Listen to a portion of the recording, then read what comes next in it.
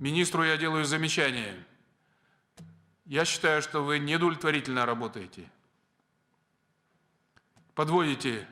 Правительство уже несколько лет обещает создать оцифрованный банк данных минеральных ресурсов с открытой геологической информацией. Средства были выделены, но эта важнейшая задача до сих пор не исполнена и забалтывается под разными предлогами. В лучшем случае речь идет о непрофессионализме, в худшем о преднамеренном саботаже. И то, и другое, предупреждаю, чревато серьезными последствиями для исполнителей. Это касается прежде всего профильного министерства, но также и других министерств. Что касается профильного министерства, то я объявляю министру выговор.